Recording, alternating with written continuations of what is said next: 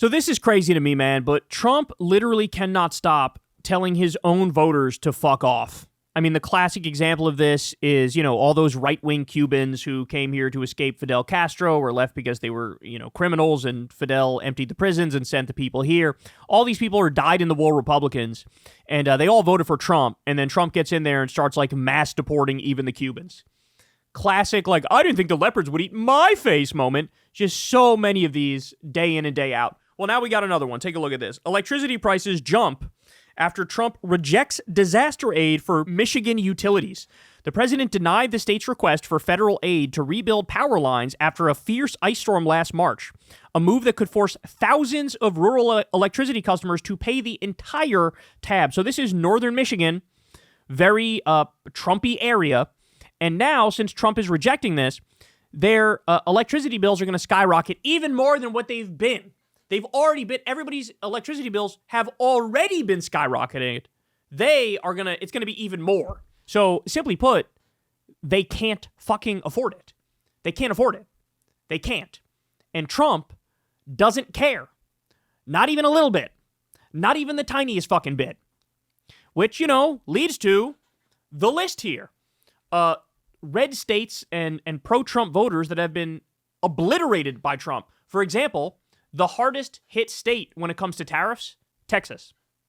In Kentucky, 75,000 farms have been threatened by the tariffs. 95% of bourbon is threatened.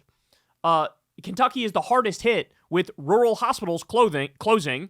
And by the way, we're going to have more on that in just a second, because boy, do I have some bad updates on that front for you.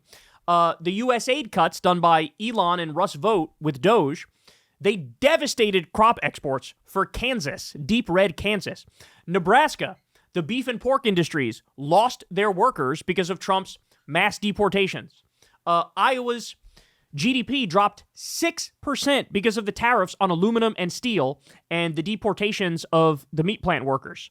So some of the brunt of his policies are going directly to his voters. So let me give you some more here from CNN. Rural town's only health clinic wiped out after Trump legislation. Quote, the 200-person community of Churchville, Virginia is grappling with the loss of its health clinic after the One Big Beautiful Bill Act. So they have a whole article here from Eva McKend, how life changed in a rural town that lost its clinic after Trump's mega bill. And they go into the specifics. And these people are like, now they got to go drive super fucking far. A lot of these people are really fucking old. They bought a place understanding that there's a clinic nearby. I use the clinic. And now that it's ripped away from them, 17 million people are losing their Medicaid. 17 million because of Trump's big bullshit bill. At the same time, premiums now are going to double, triple, and quadruple, or more in some cases. This is totally unsustainable. By the way, because of Trump's big bullshit bill, you have minimum about 300 rural hospitals are going to close or have already closed. Do you have any idea what the top figure is for hospitals that are going to close directly because of Trump and his policies? 742 rural hospitals. We are having a healthcare apocalypse in this country. Apocalypse. It is time for Medicare for all, for single payer, for free healthcare. It is time. We cannot wait one fucking extra moment. Because right now there's a war on healthcare in this country. There's a war on working people in this country. And again, oftentimes, the ones taking the brunt at the front of the line are a lot of these fucking Trump voters. So it really is a, I didn't think the leopards would eat my face kind of moment. But guess what? The leopards fucking ate your face. And you know who's, of course, going to have to come in and save the day? It's going to be the left. The left is going to come in and save the day.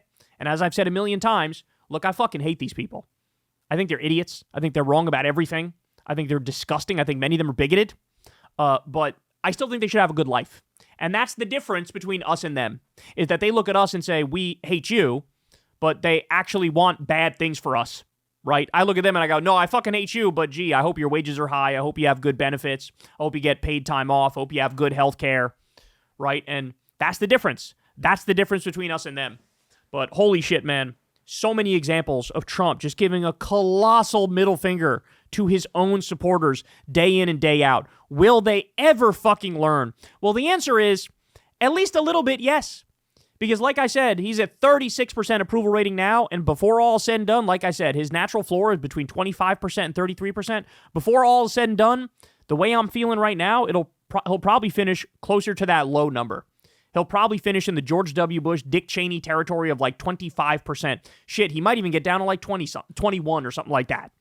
We'll all find out together, but I wish that wasn't the case because the country's going to fucking implode for his numbers to get that low. Hey y'all, do me a favor and like and subscribe. It helps out big time in the algorithm.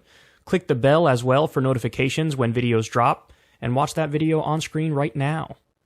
You know you want to.